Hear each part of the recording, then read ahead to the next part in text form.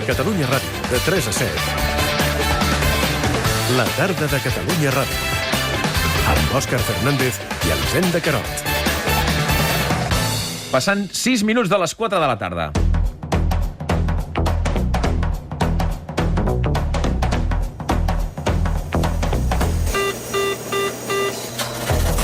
Moment de parlar d'economia, avui d'economia global, perquè des de fa alguns mesos cada vegada falten més coses.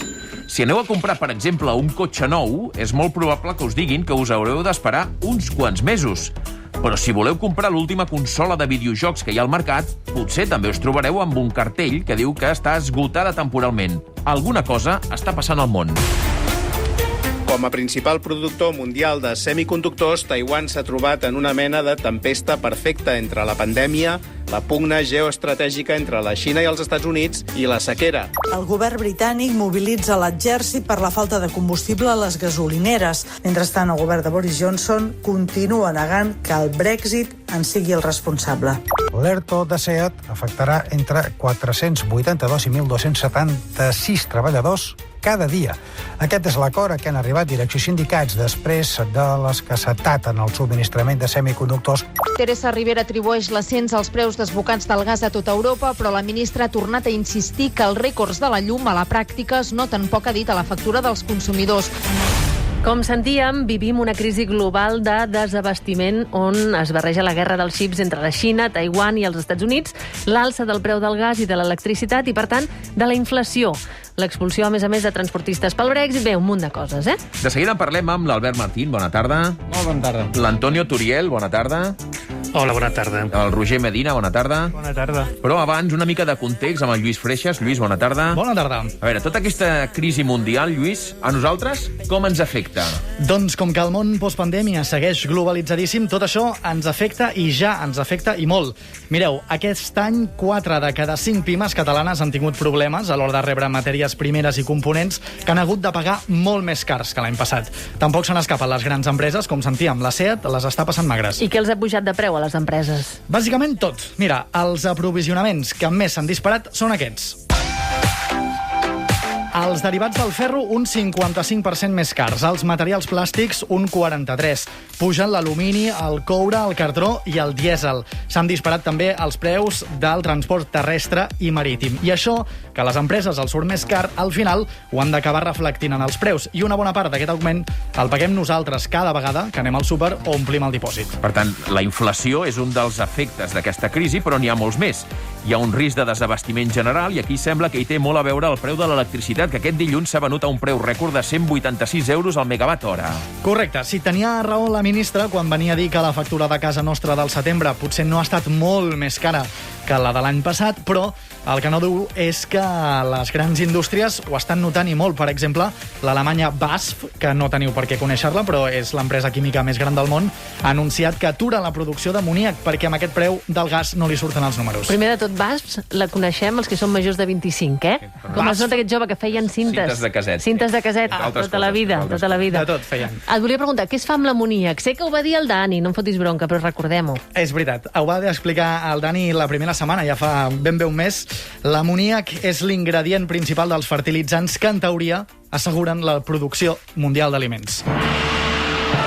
Òscar, Elisenda, no sé si Winter is coming i aviat patarà tot, o si som davant d'una crisi de coll d'ampolla postpandèmia que passarà ràpid, com tantes altres. De moment, aquest any sembla que el tió no podrà cagar segons què, però si sou dels que per Nadal demaneu el col·lapse del sistema capitalista i la societat de consum, potser aquest any sí que cau. Encara no he fet llista, Lluís? Però tindrem en compte, Lluís Freixas. Moltes gràcies, estimat. A vosaltres. A veure, ens quedem amb la resta, amb el Roger, l'Antonio i l'Albert. A veure, Albert, pot ser que en les pròximes setmanes, pròxims mesos, anem a una botiga, a un supermercat, i no trobem el que busquem? Que ens faltin productes? Sí, i de fet hi ha coses que ara mateix ja estan faltant. Històricament tu et podies comprar un cotxe i endur-te-la a la setmana, a les 2 setmanes. Ara ja esperes de 6 mesos, no? 6 mesos ja, eh? Sí. L'exemple que posava el Lluís sobre BASF és interessant. És a dir, no estem parlant de coses, diguem, que estrictament faltin, però de procediments per fer coses que arriben a uns costos tals que la gent ja no li surt a compte fer-los. Home, hi ha certs, perdona que t'interrompi, Albert, però hi ha certs models de segons quins ordinadors que han desaparegut. Correcte. I també de consoles. Sí, hi ha gent preocupadíssima amb aquest tema. Mira, un petit exemple que l'altre dia indagàvem, el pollastre. Sabeu que per engreixar els pollastres en aquestes, diguem, granges una mica avançades hi ha tot el tema de la llum. Doncs ja està afectant. Fins ara, diguem, tu cobraves uns 50 cèntims per pollastre. D'aquests 50 cèntims, 15 eren benefici, doncs hem de calcular que aproximadament 3-4 cèntims d'aquests 15 ja han volat. Per què? Només per la llum. I això hem de ser conscients que d'una banda ja, si la gent ens podrà fer les coses que ha de fer al preu que li convé, i en segon lloc, que la inflació, a part de ser una paraula molt lletja, és important. Tots som més pobres quan la inflació es desboca, perquè cap actualització de salaris, ni de rendes, ni de subvencions, ni de res, va al ritme en què la inflació està escalant. Per tant, això hem de ser conscients. La primera pregunta que es pot fer, i us ho faig a tots tres, és... S'ha parlat molt de crisi de coll d'ampolla, que m'agradaria que m'expliquéssiu què vol dir una crisi de coll d'ampolla, o altres que diuen, no, el sistema està esgotat i hem de canviar de dalt a baix la manera com consumim les matèries primeres i com estem creixent pràcticament cada any. Estem davant d'una crisi del sistema en general o una crisi de coll d'ampolla? Bé, jo crec que encara és, diguem-ne, prou d'hora com per poder anticipar una conseqüència o un resultat clar en aquest sentit, però sí que és veritat que totes les institucions financeres, els bancs centrals, etc., parlen bàsicament que això és un coll d'ampolla, com dèiem, i es deu a que durant la pandèmia hi va haver una caiguda molt important de la demanda, i per tant la caiguda de la demanda en molts casos també va provocar una caiguda de l'oferta, no? Perquè si no es demandaven certs productes, doncs no hi havia necessitat de produir-los. I això ho hem vist, diguem-ne, en diversos sectors, i moltes vegades crec que es barreja les matèries primeres amb el tema energètic, etc., i es posa tot una mica dintre el mateix sac, però jo crec que aquí s'haurien de diferenciar, diguem-ne, alguns elements. Primer és el gas, que ara, per exemple, el tenim a 90 euros megawatt hora en el cas del mercat ibèric espanyol. Durant la pandèmia va tocar mínims històrics de prop de 5 euros megawatt hora, no? I aleshores, bàsicament, el que ha succeït és que es va extreure menys gas, hi va haver menys producció de gas i, per tant, ara, davant d'una demanda que ha crescut més ràpid que l'oferta, el que observem és un creixement de preus, no? Per altra banda, hem de tenir en compte que vivim en un món enormement interconnectat i que hi ha el que s'anomenen les cadenes de valor globals, no? Que són tot aquest seguit de cadenes de subministrament de productes que necessiten estar vestits en tot moment de productes que provenen d'una geografia, diguem-ne, molt diferenciada del món, no? I en aquest sentit, la pandèmia i els confinaments trenquen en part les cadenes de valor globals i, per tant, jo per fabricar una bicicleta necessito tenir els pedals, necessito tenir el manillar, etc. Diguem-ne, és un exemple senzill, però em refereixo a que hi ha una enorme complexitat productiva i, per tant, si es trenca aquesta cadena de producció, restablir-la porta un temps. I més en els casos dels semiconductors o dels microchips, que, no oblidem, tenen una concentració industrial molt gran a l'Àsia, principalment a Taiwan, i aleshores són necessaris en diversos processos de producció. Ara comencem a veure també matèries primeres com el silici, que estan escalant el preu, però jo crec que, diguem-ne, hi ha parts que s'han de diferenciar. I, com deia, no m'atreviria a anticipar si això serà conjuntural o serà, diguem-ne, més estructural. Ara parlaves d'estratègia global, no? Aquesta cadena global. És moment, potser, de ser autosuficients? O és competir contra un gran monstre? Bé, aquí jo crec que hi ha dos elements. Jo crec que la pandèmia, per una banda, ha volgut reforçar el que seria la capacitat estratègica dels estats en algunes coses que s'ha vist que durant la pandèmia eren necessàries. No hem vist que hi va haver problemes de desabastiment al principi de mascaretes, de respiradors, etc. I, per tant, en alguns sectors és possible que els estats vulguin passar a tenir una reserva estratègica de certs productes. Per altra banda, el desabastiment provocat per la crisi aquesta dels semiconductors i altres productes també ha portat a la Unió Europea a plantejar-se fins a quin punt, diguem-ne, dependre només, en aquest cas, del mercat asiàtic és possible, no? També hem de tenir en compte que el comerç internacional moltes vegades es basa en el que s'anomena l'avantatge comparativa dels països, no? És a dir, cada país més o menys s'especialitza en el que, en certa manera, té un avantatge relatiu. Per tant, també crec que seria un error de sobte voler que cada país produeixi absolutament tot, perquè segurament no seria eficient, no? Perquè ja no tots els països tenen els mateixos recursos, tenen els mateixos nivells de formació, etc. No? Per tant, tampoc crec que això ens hagi de portar a una estructura autàrquica, no? Perquè al principi de la pandèmia sí que vam veure molts països que de seguida van prohibir les exportacions de certs productes per tal de vestir-se a nivell intern, no? Però a la vegada crec que el tancament, diguem-ne, per tal de prioritzar la indústria nacional, etc., també hem de tenir en compte que aquí prima el que és l'ordenament jurídic europeu, que moltes vegades doncs, les estratègies aquestes de voler crear grans empreses nacionals a través fins i tot dels subsidis és una activitat que està prohibida per l'ordenament jurídic europeu. No? I, de fet, hem vist com la pròpia comissió ha frenat la creació de grans campions nacionals a través de la provisió de fusions, fins i tot. I, per tant, jo crec que si bé és veritat que en alguns casos pot tenir sentit pensar en una reserva estratègica, en d'altres crec que seria agosarat. Estem parlant amb el Roger Medina, que és economista, i tenim també l'Antonio Turiel, investigador del CSIC i autor del llibre Petrocalipsis. Tu, Antonio, com ho veus? És un encoll d'ampolla? És més general? Com ho veus?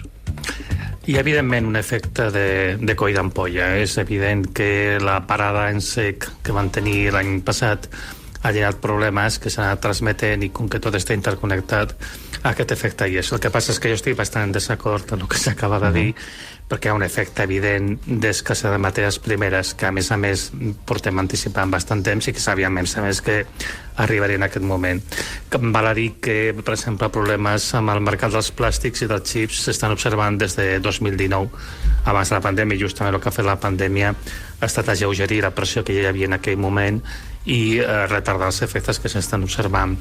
Hi ha un efecte generalitzat d'escassetat de dièsel, que això només s'ha de mirar com va evolucionar la producció de dièsel, que està estancada i, de fet, en tendència caiguda des de l'any 2015, i aquí, al final, un dels problemes de fons és el problema de que les matèries primeres són finites, i el problema, al final, no és la seva finitud, sinó a quina velocitat es poden extreure, que és una discussió recurrent, on al final el problema no és en quin moment s'extreu l'última gota de petroli o l'últim metre cúbic de gas, sinó en quin moment s'assoleix el màxim productiu, i a partir d'aquí la producció va decaient simplement perquè no surt a compte extreure més. S'ha de tenir en compte una cosa que és molt significativa.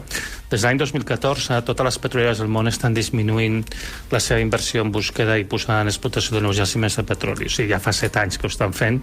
El conjunt del planeta s'han reduït les inversions un 60%, Repsol en particular l'ha reduït un 90%, pràcticament ha tancat el departament d'exploració, ja és a dir, que només ha explotat el que ja tenien, i això ja ha fet a l'Agència Internacional d'Energia anticipar durant aquests últims anys que podria arribar a haver problemes de subministrament de petroli els propers anys. Això ja ho diu l'Agència Internacional d'Energia, no és que ho digui jo. I a l'informe de l'any passat ja alertava que una situació de desinversió total, que no seria l'escenari més extrem, evidentment, a la caiguda de la producció podria arribar a ser de fins al 50% d'aquí al 2025. Òbviament, no transitarem aquest escenari que és el pitjor possible, que seria el més desorganitzat, però és evident que ja estem tenint problemes amb el dièsel, tenim a més el problema de que, degut a la nova normativa marina, s'ha de fer servir combustibles amb menor contingut de sofre, i això contribueix a tenir més pressió sobre el dièsel, això contribueix a pujar els preus dels portes marins, i un altre efecte que no s'està mirant excessivament és que s'està aturant l'exploració i desenvolupament de noves mines en general, de tot tipus de materials, no exclusivament de carbó o petroli o el que sigui, i això està creant un desabastament creixent de moltes matèries primeres que ja se sabia que arriben al seu màxim. El cas concret del que està passant ara a Europa, jo vaig escriure un article l'any 2010 en el qual explicava que les circumstàncies actuals podria haver, simplement tenint en compte que Algèria i Rússia, que són els dos subministradors principals d'Europa, arribarien als seus màxims productius durant la següent dècada, que s'ho vaig escriure l'any 2010, doncs que probablement començaria a haver problemes cap al 2015. Si s'augmentava considerablement la capacitat d'importar gas liquat, aquests problemes se podrien endarrerir fins al 2020. Ara, bàsicament, és quan està arribant, i a més la producció de Rússia i d'Algèria s'ha tocat el sostre, el seu consum interior puja, o sigui, bàsicament estem seguint el guió. Jo, quan vaig estar al Senat, a l'abril d'aquest any, ja vaig avisar que s'observava que s'estaven produint escanyaments associats en una part, perquè evidentment és cert que no ho és tot, les coses sempre són multifactorials, però que hi ha una part evident que està associat a aquest problema d'escassetat energètica i en general d'escassa de matèries primeres, i per tant, tot i que jo sí que estic convençut que els propers mesos veurem un cert alleujament dels problemes que tenim ara, en algun moment algunes coses aniran una mica més bé, hi ha un problema estructural d'anar menys progressivament, al qual convendria que ens comencessin a adaptar, convendria que comencessin a entendre que ha vingut per quedar-se, perquè a més hi ha un risc significatiu de que s'agreugi molt durant els propers anys.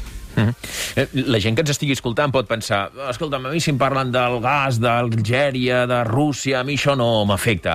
Per anar allò a coses concretes que ens poden afectar, no és descartable que, per exemple, ens retallin la despesa de gas per encendre la calefacció un hivern? O, per exemple, que si hem de fer la carta dels Reis Mags de l'Orient, que han de venir pel 5 de gener, la comencem a fer ja, perquè igual ses majestats no tenen temps d'anar a les botigues i trobar tot el que demanem a les cartes? Digues, Antonio. No, perdó. És la pregunta per tots dos, per tant, responeu tu primer, Antoni, i després que respongui el Roger. Mira, l'escassedat de gas ja està comportant efectes molt negatius, ho he comentat. El gas és fonamental per fer fertilitzants, no és només aquesta planta de Basf que comentàveu abans. Fertiberia ha tancat la planta de Palos de la Frontera, al Regne Unit han tancat un parell de plantes, en principi provisionalment. Xina ja no exporta més fertilitzants, o sigui que tenen problemes que són molt grossos. La ministra Rivera ja ha avisat que aquest mateix hivern podria haver talls de subministrament de gas. Saben, a més, que si no renova el contracte que hi ha amb Algèria abans del 31 d'octubre, que esperem que sí que es renovi, doncs Algèria ja ha anunciat aquest conflicte amb el Marroc, en el que hi ha diversos factors també, doncs que no passarà més gas a través del Marroc, i aleshores l'altre gasoducte, el que va directe a Espanya, encara no està llest, i a més, quan estigui llest tampoc no tindrà la mateixa capacitat que l'altre. El que passa és que això als algerians els convé, perquè si un mira com ha evolucionat la producció de gas d'Algèria i el seu consum interior, un veu que les exportacions estan caiguent, o sigui que això s'adapta a la situació que tenim amb la capacitat d'exportació d'Algèria, que és un problema consolidat que ja porta anys. Aleshores, això què farà? Pues que en algun moment donat pot haver talls de subministrament. Jo penso que en principi es dirigiran cap a les empreses, que fan servir bastant gas natural també, però evidentment hi haurà un problema d'encariment de l'electricitat i en algun moment pot haver problemes fins i tot de subministrament d'electricitat. Jo espero que no, però pot haver algun problema en algun moment concret. En general, per a mi el problema més gros és com afecta tot això al teixit productiu, perquè el gas, hi ha moltes empreses que fan servir gas en grans quantitats i el risc de que això degeneri en una gran crisi econòmica és molt gros. L'altre problema, abastament de matèries primeres a escala global, jo crec que en el curt termini això té tendència a agreujar-se. Penso que probablement a principis d'any que ve la cosa s'alleujarà una mica, però dins una tendència que sempre serà anar cada cop a menys, com és lògic. Si ens fixem en els futurs tant del gas com de l'electricitat, no veiem que fins l'abril del 2022 aproximadament estarem veient preus elevats i amb l'electricitat de més de l'ordre de mitjana de 200 euros megawatt hora, que és el que estem veient ara, però no oblidem que si fem la mitjana amb tot l'any 2021 estem a 80 euros megawatt hora, no? És a dir, per tant, hi ha marge perquè la mitjana creixi, no? Des d'aquest punt de vista, jo crec que ens ha de preocupar seriosament la possibilitat de que hi hagi un racionament, una restricció de la demanda en certes hores del dia, com es produeix per altra banda a vegades quan hi ha sequeres i els embassaments no estan del tot plens. I amb aquí vull donar una dada, que és que les reserves de gas a Europa ara mateix estan al 75% i normalment aquesta època de l'any, al voltant de principis d'octubre, la mitjana des de la darrera dècada és que haurien d'estar al voltant del 90%. I aleshores, bàsicament, el que veiem és que les reserves de gas acostumen a incrementar fins aproximadament la tercera setmana d'octubre, quan assoleixen el màxim i aleshores es comencen a buidar. I ara, per exemple, el ritme de creixement d'aquestes 3 setmanes que ens queden per omplir les reserves és baix, de manera que anirem a un hivern amb reserves baixes. Home, no s'estan atorgant ni les prebendes. I aleshores ens podem trobar, per exemple, si l'hivern passat ja va ser molt fred en aquest sentit, i aquí podem tenir problemes, perquè aquí el que comentava és que s'havia de prioritzar, perquè el gas moltes vegades només es parla com si fos un input per generar electricitat, però òbviament també és un input industrial, i aleshores, per exemple, Xina, que aquí ha tingut ja molts altres problemes estructurals derivats del fet de voler assolir una estratègia de descarbonització més ambiciosa, problemes d'importació de carbó que ha tingut amb Austràlia per conflictes polítics en els darrers mesos. Bàsicament, Xina ja ha dit que en certs moments prioritzarà l'electricitat per abastir els consumidors a l'electricitat industrial. I des d'aquest punt de vista ja s'està plantejant en regions molt poblades de la Xina que s'haurà de prioritzar si es fa servir la generació elèctrica per una activitat, diguem-ne, de les llars, de generació elèctrica o es fa servir a nivell industrial, no? A Europa jo crec que no és descartable. De fet, el que estem veient és que molts països estan fixant preus màxims de l'electricitat i del gas a nivell de les llars, a la tarifa regulada, perquè no oblidem que la fixació de preus a nivell majorista, no? A nivell del preu que es fixa cada dia, no és compatible amb l'ordenament jurídic europeu. Però aquí hi ha un problema, i és que si fixem un preu màxim del gas, no? La idea que els preus s'encareixen quan hi ha poca oferta i més demanda és perquè s'ajusti, no? Si hi ha poca oferta i hi ha molta demanda i el preu creix, això aconsegueix en part racionar la demanda. Però si es fixa el mateix preu, diguem-ne, el consumidor des d'aquest punt de vista no serà conscient, el preu no estarà senyalitzant que hi ha escassetat de gas, i aleshores potser manté el seu consum normal, no? O sigui, sé que sona dur, però no ens podem permetre mantenir el consum normal respecte al que hem mantingut els altres anys, no? Per tant, des d'aquest punt de vista, la fixació del preu o dificultar que el preu del gas incrementi, entenc que té l'objectiu social de protegir els consumidors vulnerables, però pot ser que en certs moments que potser es podria racionar l'ús del gas, el preu no actuï com a senyal, no? I per tant això pugui arribar fins i tot a agreujar la problemàtica de les reserves, no?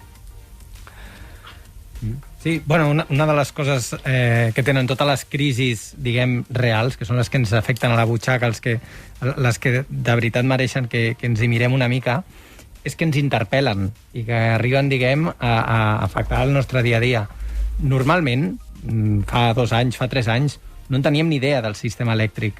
I els experts, la gent que en sabia més, et deia no, és que jo tampoc sé com funciona el sistema elèctric. En la situació actual estem fent tots un esforç de civilització col·lectiva, d'entendre què és el sistema marginalista, què són els beneficis caiguts del cel, i entendre quines són les tecnologies més cares, quines són les més barates. Ja sabem que les tecnologies mediambientalment més sostenibles són més barates, però que encara no en produïm prou per poder-nos oblidar de les tecnologies cares, que són les que al final acaben elevant la nostra factura. I tot això ho dic perquè a última hora estem fent un petit esforç entre tots que jo crec que ens ha d'ajudar a sortir d'aquesta situació. No sé, per això, si demanar-li a la gent que consumeixi menys electricitat, menys gas, és una cosa que ostres... Clar, què hem de fer? O sigui, ens posem en la situació, d'acord, el gas s'acabarà, 85% de l'energia que coneixem s'acabarà, què hem de fer si no hi ha prou temps per generar prou renovables per abastir tot el que necessitem? De fet, això és un problema que a Catalunya jo crec que és especialment greu, perquè a Catalunya tenim actualment operatius 3 dels 7 reactors nuclears que hi ha a l'Estat, que generen més del 50% de l'electricitat. El 55% de l'electricitat generada a Catalunya té origen nuclear. I l'energia nuclear a Espanya, per una decisió de política energètica, es va decidir fixar el calendari del tancament nuclear a través del Pla Integrat d'Energia i Clima del 2021 al 2030. I d'aquí uns 6-7 anys començaran a cessar la seva activitat els primers reactors nuclears. A Catalunya ens començarà a tocar a partir del 2030 amb el cessament de l'activitat d'Escó 1 i Escó 2. Vandellòs 2 podria operar fins al 2034, però en tot cas al 2035 tota l'energia nuclear haurà de cessar la seva activitat. Clar, més de la meitat de l'energia que genera Catalunya té origen nuclear, i a Catalunya el ritme de desplegament i d'implantació d'energia renovable és molt baix. De fet, és que, diguem-ne, jo porto bastant temps insistint en aquesta problemàtica, intentant posar xifres perquè la gent sigui conscient de la situació. En els darrers 6 anys hem instal·lat 2 megawatts de potència eòlica, que això vol dir que hem instal·lat un sol molí de vent. I la potència solar fotovoltaica que hem instal·lat també és enormement baixa, no? I ara sembla que hi ha una oposició a que es posin línies d'alta tensió perquè que importem electricitat de l'Aragó pensant en el tancament nuclear. No volem línies d'alta tensió, però tampoc sembla que hi ha una certa oposició a l'instal·lació d'energia eòlica per l'impacte paisatgístic, fins i tot propostes de posar molins o aerogeneradors al mar, no? Eòlica marina, a 25 quilòmetres del que s'anomena el Parc Tramuntana, també hi ha una oposició, no? Per tant, jo crec que el desplegament renovable és una cosa que ens hem de plantejar, que hem d'insistir com a societat, i sobretot perquè hem de tenir en compte que quan a la subhasta, com deia ell, el sistema marginalista, el preu que bàsicament ara l'està fixant el gas, quan el percentatge de generació a nivell de l'Estat i a nivell català és més alt en energies renovables, els preus cauen dràsticament. Per exemple, el mínim d'aquest any el vam tenir el 30 de gener, quan l'energia eòlica va pràcticament produir el 46% de la generació, i vam tenir preus a l'entorn de 1-2 euros megawatts hora. Ara estem tenint preus de més de 200, perquè bàsicament ara el que estem fent és cremar gas, diguem-ne, el percentatge de generació alt l'està produint el gas. L'Agència Internacional de l'Energia ja avisava en un comunicat, no, també, que culpar la transició energètica d'aquesta escalada de preus era molt agosarat, perquè bàsicament té origen amb el gas, però sí que és veritat que les energies renovables tenen el problema de la intermitència, que depens d'un recurs que tu tampoc, diguem-ne, pots disposar i pots decidir aquest recurs. Amb la hidroelèctrica és veritat que sí que ho pots decidir amb els embassaments, per tant és important el desplegament del que s'anomena la tecnologia de l'emmagatzematge i de les bateries, no? I per tant jo des d'aquest punt de vista crec que l'aposta renovable, diguem-ne, ha de ser valenta, decidida... Però estaríem a temps si ara ens hi poséssim de cap amb totes les energies? Clar, és que potser ja fem tard. D'això justament em vaig parlar no fa molt al Més 324 amb el Xavier Grasset i bàsicament el que jo agafava, vaig intentar calcular cessant tota l'activitat nuclear, quan hauríem de mitjana d'estar instal·lant de potència renovable, no? Hem de tenir en compte que quan parlem d'energia, com ell molt bé ha dit, tenen estructures i costos de producció diferenciats i no operen totes la major part del temps. I, de fet, hi ha diferències molt importants. L'energia nuclear, això es calcula a través d'una cosa que, perquè l'audiència ens entengui, s'anomena el factor de capacitat, que és, en un any hi ha 8.760 hores, quantes hores està generant cada tecnologia, i aleshores d'aquí podem fer una divisió molt senzilla i obtenim que la nuclear aproximadament el 90% de les hores de l'any està generant de manera constant. Mentre que l'energia eòlica i la solar, l'eòlica és de l'entorn del 25% i la solar de l'entorn del 17%. Per tant, si suprimim 1 megawatt de potència nuclear, n'hem d'instal·lar 3 o 4 de les altres per generar la mateixa electricitat. I, per tant, hauríem d'instal·lar, per arribar a cobrir l'energia nuclear que perdrem al 2035, de l'entorn de 830 megawatts a l'any d'energia eòlica i d'energia solar. Això voldria dir aproximadament multiplicar per 2.200 el ritme d'instal·lació eòlica que estem fent ara. No tenim espai per fer això. No tenim espai, bueno. Jo crec que hi ha diversos estudis de quina seria la viabilitat de posar plaques solars a les teulades, etc. En general, crec que no sé si m'atreveixo a dir que la falsa creença o l'esperança que serà necessària en projectes petits de proximitat per poder cobrir l'estructura de la generació futura. I si bé és veritat que en certa manera és desitjable reduir les conseqüències, diguem-ne, o l'impacte mediambiental, crec que també és una mica naïf pensar que si tothom es posa 2 plaques a casa podrem cobrir la demanda, no? Perquè aquí no només estem parlant de la demanda de les llars, sinó també estem parlant de la demanda industrial. I finalment també crec que hem de tenir en compte que els fons europeus que tant s'està parlant i que ens arribaran tenen 2 potes a l'hora de vehicular les seves inversions en projectes, que són els digitals i els mediambientals. I, per tant, crec que és una bona oportunitat. A més, l'altre dia, en el discurs del debat de política general del president, parlava de la impulsió de la transició energètica, però jo amb aquest bloqueig de les renovables no acabo de veure el compromís, diguem-ne, per dur a terme aquesta activitat de manera decidida, no? Antonio, com que no estàs a l'estudi et sentim menys, per tant, tu mateix, estàs obert en tota l'estona i si vols rebatre alguna cosa, però com ho veus? Perquè és veritat que estem com atrapats entre un país que no li agrada que s'instal·lin molins de vent i que no li agrada que s'instal·lin línies d'alta tensió que vinguin de fora de Catalunya. Com ho solucionem, això? Jo, bàsicament, has de dir que estic pràcticament en total desacord amb tot el que s'acaba de dir. Molt bé. Doncs endavant, teniu els dos el micròfon obert, vull dir, no cal que espereu l'un a l'altre, vull dir, podeu interrompre-us. Sí, no, però bueno, escolta'm, s'ha de ser respectuós. No, sí. Aleshores, no, jo crec que hi ha una sèrie de matisos, o no tan matisos, que s'han de dir que són importants. Energia nuclear. D'acord amb les pròpies dades de l'Agència Internacional d'Energia, s'espera que hi hagi un dèficit de subministrament d'urani des del 2025, que jo crec que serà abans. La producció d'urani està caient des del 2016, de fet. Les centrals nuclears s'hauran de tancar simplement per falta d'urani i no hi ha alternatives. O sigui, no és per això, no és per casualitat, a més, que Alemanya ha fet ha aprofitat l'energia de la revolució energètica que han fet, bàsicament per tancar nuclears, no per tancar centrals de carbó. I per això les emissions d'Alemanya, amb certa hipocresia, no han caigut tant, no? Perquè bàsicament han mantingut molt de les centrals de carbó. S'han de mirar les dades del que s'està fent, i jo dic que la nuclear, el problema és que és una energia que anirà menys perquè no s'ha de dependre d'un combustible que s'està obrint.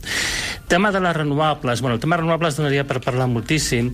Estem donant per fet que podem fer una substitució del consum energètic per consum elèctric renovable, i aquí jo ho sento, però això no és veritat. O sigui, als països avançats l'electricitat representa una mica més del 20% de tota l'energia l'energia final que es consumeix. Aleshores, és evident que l'electricitat és energia, però energia no és electricitat. De fet, la majoria, el 70 i molts % de l'energia no és elèctrica. I una bona part d'aquest 70 i molts % és de difícil, fins i tot impossible, electrificació. I aleshores s'estan proposant moltes coses, que si cotxes elèctrics, que si hidrogen, que si no sé què. Després, quan un s'estudia en detall, doncs veu que hi ha moltes limitacions. Mira, l'informe de l'IPCC, l'últim informe, la filtració que s'ha fet del desesperament del grup 3, reconeix, per exemple, que les tecnologies d'hidrogen estan lluny d'estar madures per tot el que s'està plantejant. S'està una mica, allò que diuen, de vendre la pell de l'os abans de caçar-lo. Aleshores, s'està fent creure que podem fer una substitució molt senzilla i, de fet, està lluny de ser senzilla i, de fet, està lluny de ser eficaç i no és del tot evident que sigui aquest el model. Respecte al Parc Tramuntana, com que jo sóc un dels científics que he firmat el manifest en el que demanem cautela a la instal·lació, has de dir que el problema que hi ha al Parc Tramuntana no és... El Parc Tramuntana és aquesta instal·lació de molins de vent a dins del mar, davant de Roses, si no m'equivoco. Davant del Golf de Roses, a uns 20 quilòmetres. Han canviat una mica la distància a una zona de veda de la veda del Lluç, que també té una altra importància biològica. El problema principal, com ja es va discutir fa poc en un acte que va haver a Roses precisament, i que va estar, per exemple, en Sergi Tudela i Ilana Bernades i la Sílvia Paneque, bàsicament allà el que es va dir és que el gran problema que hi ha és un problema de biodiversitat. Aquí a Catalunya tenim una plataforma continental que és la zona més soma de l'oceà, que està plena de vida, que és una zona que és les més biodiverses i que es podria regenerar molta de la biodiversitat per tota la Mediterrània, i fem això de manera molt directa, la posem en risc per una sèrie de coses que, en un moment se m'ha d'explicar. El problema principal allà és tot el dany. I aleshores, una cosa que també sempre dic, si algú realment importa el medi ambient, importa tot el medi ambient, no una part. És a dir, si t'importa el canvi climàtic, doncs també t'importa la pèrdua de biodiversitat, la contaminació per plàstic o per metalls pesants, totes les coses, i aleshores no es pot intentar fer un mal més gros intentant salvar un altre. Però el problema més gros al final és que estem pensant en instal·lar un munt de capacitat de producció d'electricitat sense saber molt bé com podrem consumir l'electricitat, perquè no existeixen. Aquesta és la realitat, no existeixen els mitjans d'aprofitar aquesta electricitat. A banda d'una altra història, que a vegades jo crec que ens confonem una mica, tendim sempre el problema no només de la intermitència, sinó de l'estabilitat de la xarxa. Què seria l'estabilitat de la xarxa? L'electricitat, pensem moltes vegades que això és com una canonada que va fluir l'aigua i que tu obres i va rajant. No és això. L'electricitat és una onada. És una ona. Va i ve, va i ve, va i ve. 50 vegades per segon. Ha d'estar perfectament sincronitzada. Tots els sistemes que estan produint electricitat ha d'estar perfectament sincronitzats, perquè com comencen a no estar sincronitzats, jo sempre poso l'exemple que això és com unes nenes jugant a la corda, a saltar la corda. Si quan una nena puja a l'altra baixa, la nena del mig s'emporta una bufa.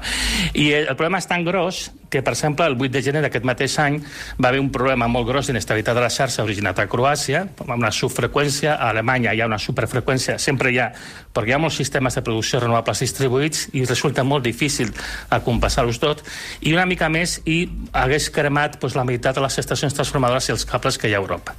I se va haver de tallar per la meitat i desconnectar perquè si no tot hagués patat. Aquest és un dels grans problemes d'aquest model de gran generació renovable distribuïda. I l'altra qüestió, que no és tampoc menor, és la qüestió dels materials. Segons reconeixia l'Agència Internacional de l'Energia en un informe que ha tret farà 4 mesos sobre materials crítics, per poder fer tot el desplegament renovable que es vol fer arreu del món, calen un munt de materials que són precís, que s'ha de multiplicar... Perdoneu, si és que just m'estaven trucant. S'ha de multiplicar la producció de materials, l'extracció de materials crítics per factors que se sap perfectament que són impossibles. D'aquí al 2040 la producció de liti hauria de multiplicar-se per 42, la de cobalt per 21, la de terres per 7, això és impossible. Tant és així que la recomanació final de l'Agència Internacional de l'Energia era als països de l'OCDE que acaparin aquests materials, perquè és allò de que, potser no tothom pot fer-la, intentem fer-la vosaltres. I el problema és, quan acabin el cicle de vida d'aquestes instal·lacions, com les reposarem? Perquè el reciclatge consumeix molta energia, no és tan fàcil, i perquè una cosa que no se'n diu és que tots aquests sistemes s'instal·len fent servir combustibles fòssils. Jo crec que un debat que s'ha d'obrir, que no s'obre, que mai no se'n parla, és que el que necessitem és renovable, sí, però no necessàriament elèctrica. Hem de pensar en altres sistemes que fan altres coses. Jo sé que és una cosa que sona molt estranya a moltes de les persones que estan aquí, però és que jo crec que el problema de la viabilitat del sistema que es planteja és un tema molt llarg, donaré per discutir molt, però està molt lluny de ser una cosa garantida, d'una cosa que segur que es pugui assolir. Jo veig moltes inconveniències, molts problemes, moltes dificultats, no fàcils de resoldre, i pot ser un model fallit abans de començar. Aleshores, jo demanaria tenir una mica de precaució. A veure, entenguem bé què estem fent i a veure si el que volem fer realment és el que s'ha de fer. Aleshores, què hem de fer, Antonio? Bueno... Sí, clar, tenim la sensació que anem tard, no?, amb tot plegat. A veure, escolteu, això donaria per una discussió excessivament llarga, no? Jo crec que el model pel que s'ha d'apostar és un model que té una part elèctrica, sens dubte, i ha de tenir una part no elèctrica, i un aprofitament que és local. Mira, un exemple molt senzillet, perquè m'enteneu. Això només és un exemple i aquí s'hauria de treballar moltíssim més sobre la qüestió. Com sabeu, a començaments del segle XX van proliferar les colònies tèxtils. Segurament heu visitat alguna d'elles. Sí. Aquestes colònies tèxtils eren fàbriques que estaven muntades a les geres dels rius i aprofitaven un curs d'aigua per aprofitar la força hidràulica del riu, moure tot el sistema de telers de la fàbrica amb sistemes d'engranatges, de politges i de més. Aquests sistemes de transmissió mecànica immediata tenen l'avantatge de que tenen un rendiment que és entre 2 i 3 vegades més gros que l'equivalent elèctric, que per transportar l'electricitat has de fer la conversió primer a electricitat i després l'has de transportar allà on sigui, i aquests sistemes produïen també una petita quantitat d'electricitat per la zona al voltant i generaven activitat econòmica. Es fan amb materials que no són escassos, generar ocupació localment, té un impacte ambiental que és molt més petit. Quin problema té? Que evidentment és gros, que és una activitat distribuïda. Però això, en el fons, des del punt de vista dels ciutadans, no és més interessant, perquè realment crea riquesa al territori, és a dir, l'energia s'aprofita allà on està. Nosaltres el que estem intentant és fossilitzar l'energia renovable. Estem intentant consumir l'energia renovable com si fos combustible fòssil. Els combustibles fòssils són energia molt concentrada en volums molt petits, i això permet crear grans centres de consum i grans centres de producció. L'energia renovable, per definició, arriba escampada per tot el territori. La millor manera d'aprofitar-la al rendiment més gran i d'una manera molt més adequada, menys impacte, etc., és aprofitar-la localment i intentar transformar-la el mínim possible. Si arriba de forma mecànica, aprofitar-la mecànicament. Si arriba de forma tèrmica, aprofitar-la tèrmicament. Però bueno, això, com dic, és un tema... Ara mateix no està a l'agenda, d'això no se'n parla, i jo entenc que a més és una cosa que causa estranyesa quan s'explica, i a més, evidentment, entra en contradicció a moltes de les maneres de fer que tenim avui en dia. La qüestió que jo voldria plantejar per començar és que el sistema pel que estem apostant potser no és viable, perquè faltaran materials, perquè faltarà el petroli que és necessari per extreure aquests materials. Estem veient com es dispara el preu de tot, o sigui, hi haurà neodimi per fer aquests grans aerogeneradors, hi haurà la plata que es necessita pels connectors de les plaques fotovoltaiques, potser no, el que estem veient és que probablement no. I, bueno, i té que servir a tota aquesta electricitat. Generem hidrogen amb totes les pèrdues que comporta transformació en hidrogen. Jo crec que aquí s'ha de fer un plantejament molt més en profunditat, molt més seriós. Jo porto molts anys estudiant això, jo sé que sóc una veu una mica solitària explicant aquestes coses, però jo crec que s'han d'analitzar les dades i veure el que està passant, perquè si no, el risc que estem agafant és bastant elevat. Un canvi de paradigma total, aleshores. Absolut. Anirem a publicitat. No sé si el Roger o l'Antonio tenen alguna cosa més per acabar. Sembla que no hem solucionat gaire res. Jo de moment m'està agafant angoixa fins i tot, Bé, jo crec que hem posat molts elements sobre la taula pel debat, diguem-ne, més o menys raonat, i crec que d'aquesta manera es veuran els propers mesos cap on acaba derivant això, sí cap a un caràcter més estructural o un caràcter més transitori, però en tot cas crec que winter is coming i que ens hem de preparar. Doncs preparem-nos i insistim, si voleu demanar coses a les majestats del rei, potser no los demanen ja, Sí, exacte. O fabriqueu-les vosaltres. A banda, òbviament, allò, ser conscients de què es demana i què no, però és un altre debat. Antonio Turiel, investigador del CSIC i autor del llibre Petrocalipsis, i Roger Medina, economista, tots dos, moltes gràcies. Bona tarda. Bona tarda. Bona tarda. Tu, Albert, no marxis molt lluny, perquè després de la publicitat em parles de papers de Pandora, societats offshore i noms molt famosos que han aparegut. Ara tornem. La tarda de Catalunya Ràdio, amb Òscar Fernández i Elisenda Carot.